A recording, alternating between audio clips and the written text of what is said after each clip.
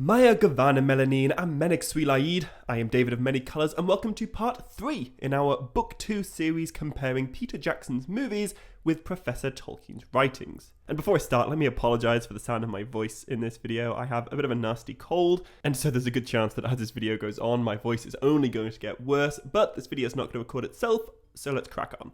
Anyway, today I will mainly focus on Moria and the Fellowship's journey through the dark.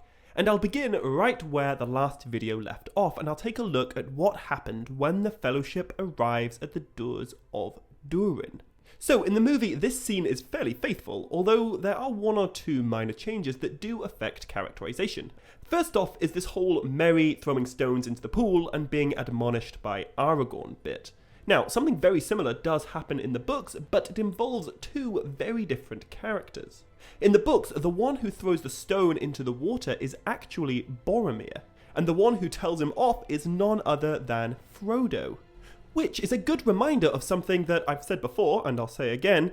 In the books, Frodo is not a young, naive, little 18-year-old Elijah Wood-looking guy. Frodo is a 50-year-old hobbit in his prime. He has wisdom and experience. He's actually older than Boromir.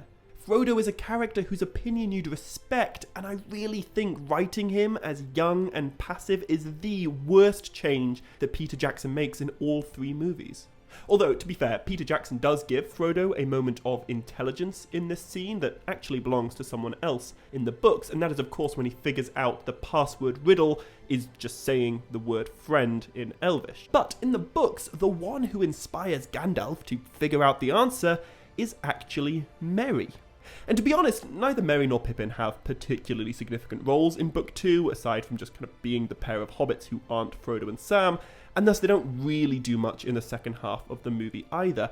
But both Merry and Pippin are very distinct and very awesome characters. And if there's one thing to say about Merry at this point in the story, it's that he is an incredibly observant and clever little hobbit. Remember, back in Book 1, Merry was the one who figured out that Frodo was leaving the Shire with Bilbo's ring. He was the one that put the whole thing together. And now, in Book 2, he is the one figuring out the dwarf riddle, while both Gandalf and Gimli jump to the wrong conclusion. It's a very nice detail about Merry. Anyway, in the movies we also see the departure of Bill the Pony, which is a lovely little scene in both the books and the movies, so I'm really glad that Peter Jackson and the team included it. But I guess the most well-known bit in this part of the story is the attack of the Watcher in the water, which is also a great moment in both the books and the movies, and it's pretty faithfully adapted. So, just like in the movie, the tentacle goes straight for Frodo, which I guess could just be a coincidence, but there is an 8 out of 9 chance that it wouldn't have gone for Frodo if it was just attacking blindly, and so I think it is fair that we could suppose that perhaps the Watcher has some sort of understanding that Frodo is carrying the ring. Now, whether this is like a literal conscious knowledge or just some kind of instinct that attracts it to evil things is unclear, but just like the wargs and the mountain that I talked about in the last video, I don't think the Watcher is simply a wild animal. There is something more to it than that, and it seems to have malicious intent. And actually, I'll talk a little bit later in this video about another well-known hero who dies at the tentacle of the Watcher. But if you're hoping for a clear and concise explanation of exactly what the Watcher is, then I'm afraid I'm going to have to disappoint you. The Watcher is an extremely enigmatic creature, and there's not really anything that I can say about it with certainty, except that its tentacles are described as fingered and luminous, which is incredibly creepy. Although, if I had a gun to my head and I had to speculate on its origins, I think I would tentatively suggest that the Watcher may be of a similar ilk to the other nameless things that Gandalf mentions gnawing the earth beneath the Misty Mountains. Actually, I go into a little bit more detail on the Watcher and these nameless things in this video, where I talk all about the enigmas of Middle-earth, and of course the most enigmatic enigma of them all, Tom Bombadil. So check that out after this if you want to. But after the Watcher slams the doors shut, or just straight up breaks them, as is the case in the movies, the Fellowship are forced to endure the long dark of Moria. And although the movie didn't really have much time to get into this, Moria is huge. It takes 2 full days of walking for hours and hours on end just to get from the West Gate to the East Gate. And another change that Jackson made, which I do think makes sense for the movies, is establishing from the very outset that Moria is overrun with orcs. But the first time I watched these movies, before I'd ever even read the books, I found this very confusing. Because, although I'm certainly no expert on the rates of corpse decay, in my mind it seems like these dwarves have been dead for a really long time in the movie, and I thought perhaps maybe these dwarves were killed like thousands of years ago when the Balrog awoke. But then Gimli talks about his cousin Balin, so I wasn't really sure how the whole chronology of these dead dwarves worked. Now, I'll clear all of that up in just a minute when we get to the Chamber of Mazarbul, but right now I'll just say that in the books, there are no dead dwarves by the gate. There's nothing really to indicate that anything is dreadfully wrong. Moria is incredibly dark and seemingly abandoned, but it's only later that the full extent of the danger is revealed. Anyway, there are a few fun facts to mention as the Fellowship journeys through the dark, and the first is a physiological change that Frodo notices in himself. So apart from Gimli, everyone is affected by the dark of Moria, but Frodo actually finds that his senses have sharpened, and he's much more able to perceive things in the dark than ever before. And Tolkien states that this is directly because of the Morgul wound that Frodo suffered at the hands of the Witch King on Weathertop, and of course his subsequent descent into the Wraith World. Which I think is very cool because this comes back again when Frodo steps into Shelob's lair and he's confronted with the impenetrable blackness for a second time. And obviously we know that Frodo's Morgul wound never does fully heal, and some of its negative effects stay with him for the rest of his time in Middle-earth, but apparently so does at least one positive effect. And one of the things that Frodo's sharpened senses detect is a 10th set of footsteps following the Fellowship. But it's not like the dull stump of Gimli's footfall, or the light feet of Legolas, or the heavy tread of Boromir. We are told that these footsteps sound like bare feet, almost like hobbit feet, but not hobbit feet. And this is of course our first proper introduction to the character of Gollum, who never stops following the Fellowship after this moment. Anyway, most of the journey through Moria is very faithfully adapted in the movies, and although a lot of it's condensed, none of it really changes all that much. I mean, okay, in the book, Pippin tosses his stone down the well a little bit before they arrive in the Chamber of Mazarbul, but generally speaking, there's not really much more to say until we arrive at this scene. And this is where I'll explain exactly what's going on with all those dead dwarves, and what was happening in Moria in the decades before the Fellowship arrived. So, the first thing to say is that this has nothing to do with the Balrog awakening. The Balrog awoke and kicked the dwarves out of Khazad-dûm 1038 years before the Lord of the Rings. And it also has nothing to do with the Battle of Moria and the wars with Azog. That happened 220 years before the Lord of the Rings. But this guy, Balin, he only died 24 years before this scene. He'd only been dead about 6 years when Bilbo had his long-expected party. And as I'm sure you guys all know, this Balin is the same Balin from The Hobbit. After his quest with Thorin Oakenshield to reclaim Erebor, Balin left the Lonely Mountain and he travelled to Moria with a few companions, including both Owen and Ori. And I reckon you guys also probably know that it did not go well.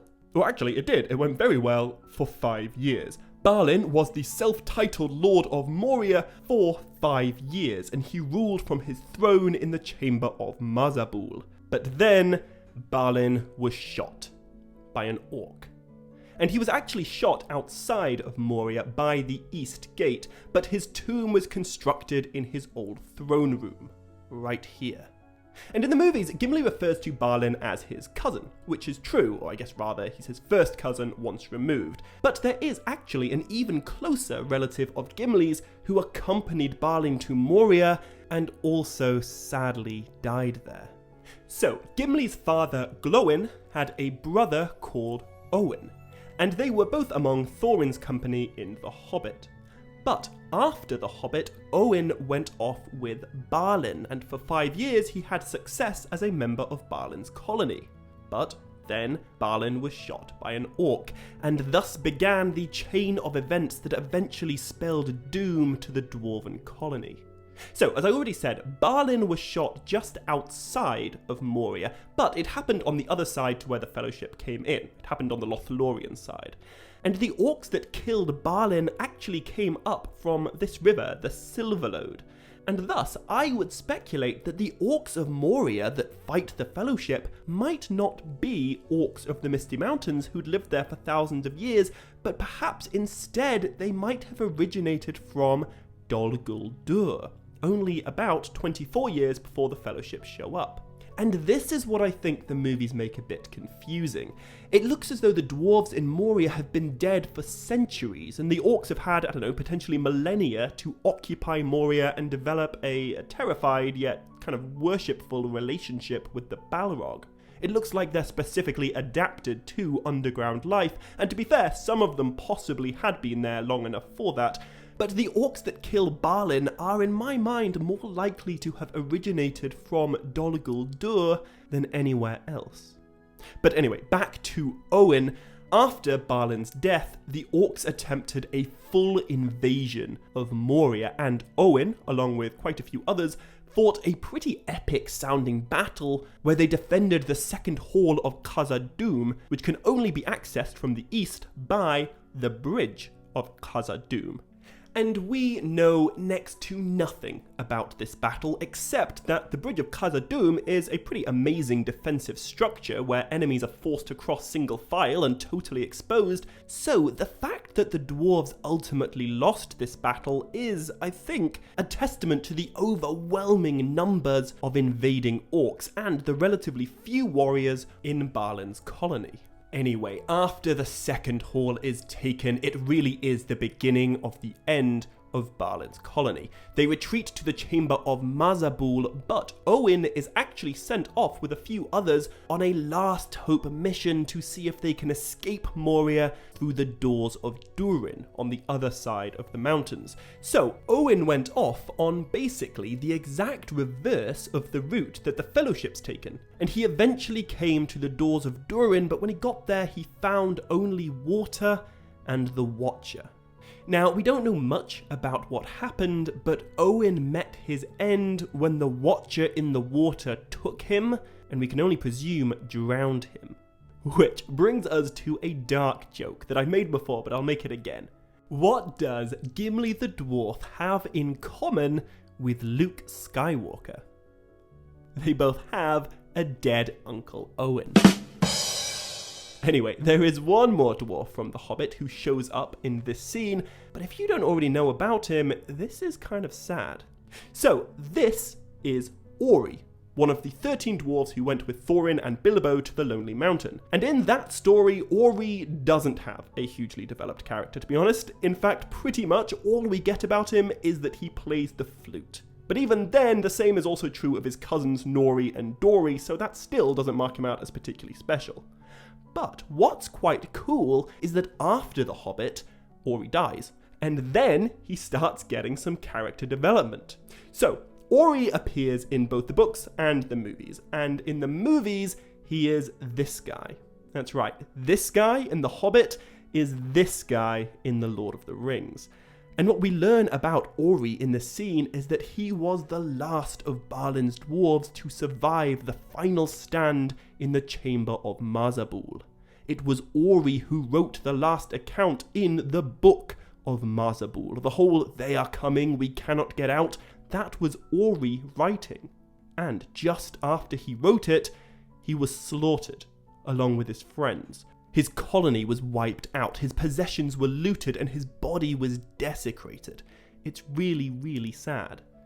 And I think knowing this, having this information, gives us more appreciation for Gimli's reaction upon discovering this. These were his people, it was his family, and they had so much potential to reclaim their ancestral home, but then they were just slowly wiped out one by senseless orcs.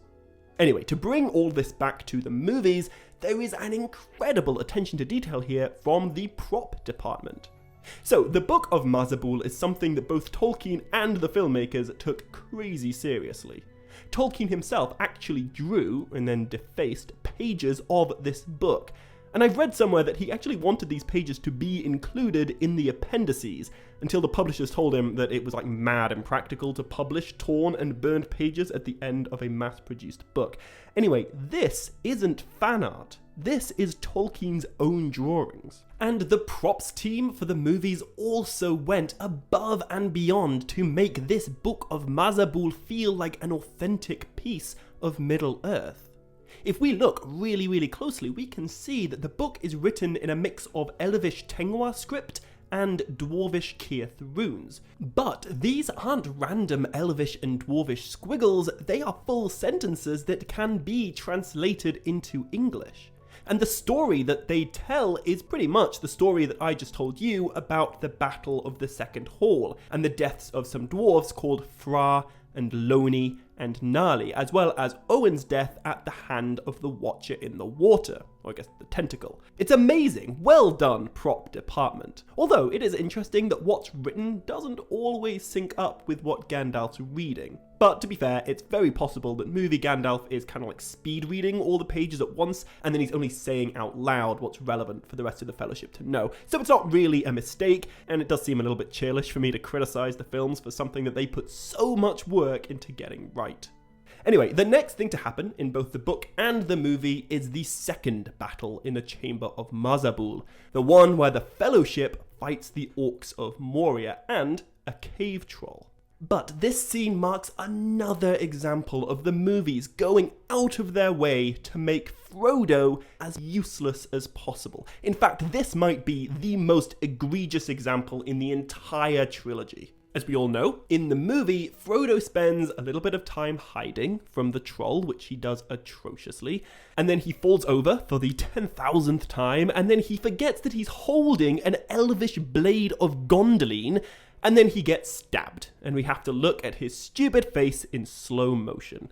So, let me now just read for you the exact same moment, but in Tolkien's words instead of Jackson's. And just for context, in the book, the troll doesn't really enter the chamber, it just kind of smashes its fist through the door and then shoves its foot through the door, and so it's kind of half in, half out at this moment.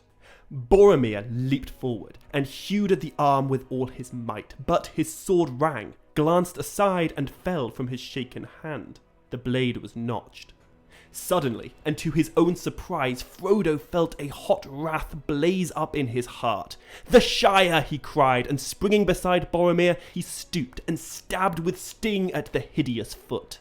There was a bellow, and the foot jerked back, nearly wrenching sting from Frodo's arm. Black drops dripped down the blade and smoked on the floor. Boromir hurled himself against the door and slammed it again. "One for the Shire!" cried Aragorn. "The Hobbit's bite is deep. You have a good blade, Frodo, son of Drogo." What?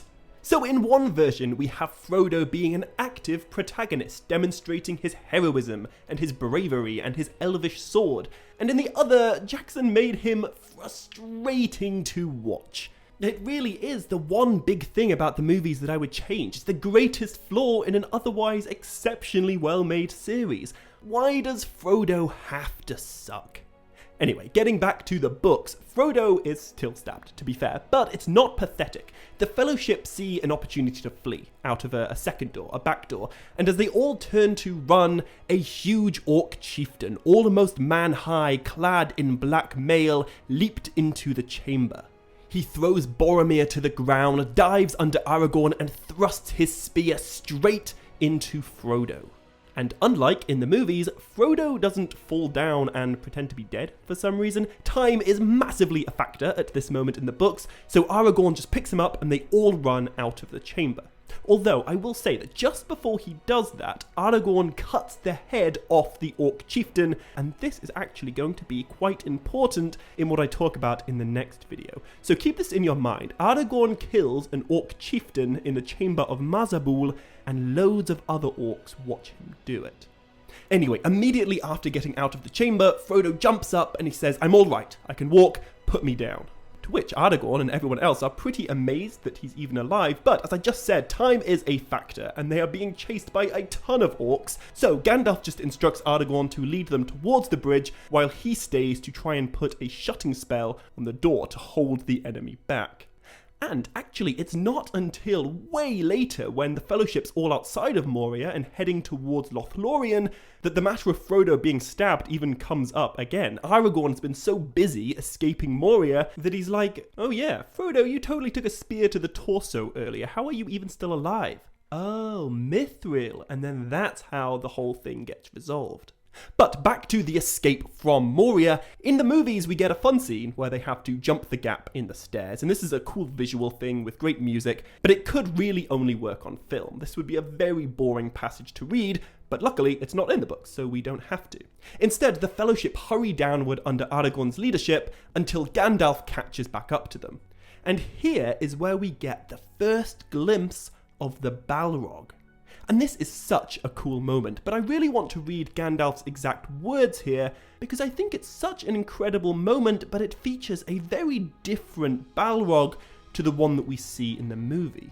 So, for context, Gandalf is describing to the Fellowship how he stood outside the door that they've all just left the chamber through, and he's trying to conjure a shutting spell to buy the Fellowship time.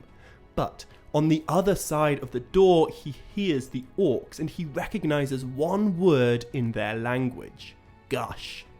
Fire. And then, something came into the chamber. I felt it through the door, and the orcs themselves were afraid.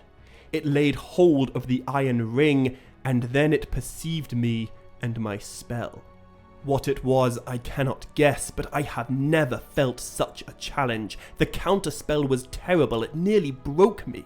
For an instant, the door left my control and began to open. I had to speak a word of command. That proved too great a strain. The door burst in pieces. Something dark as a cloud was blocking all the light inside, and I was thrown backwards down the stairs. And I just think this is such a great moment, where Gandalf has one hand on the door and he's doing his spell, but on the other side of it, the Balrog also has one hand on the door. And they just kind of stand there, aware of each other and their spells, with just a dwarf door between them. But the Balrog I'm picturing in this scene is very different from the Balrog that we see in the movies. Now, the Balrog of the movies looks incredibly cool. Peter Jackson certainly took advantage of the visual medium of film here, but the Balrog of the books is a much more mysterious and, in my mind, much more frightening character. In the movies, he's big and demonic, but he comes across more like an animal than a sapient being of evil. But in the books, all we know at first is that the orcs are terrified of this thing. They use the word fire when he's around, and his counter spells are powerful enough to nearly break Gandalf. And when we get a better glimpse of the Balrog a few pages later, he's described not as like a hulking monster, but as a dark form. Of man's shape maybe, yet greater. And of course, we all know what happens next. The Fellowship cross the bridge of Khazad-dûm, and Gandalf faces off against the Balrog. And for the most part, this is very faithfully adapted in the movies, and it's very rightly become one of the most iconic moments in the trilogy, and some might argue one of the most iconic lines in all of cinema. And in the book, this moment is equally awesome.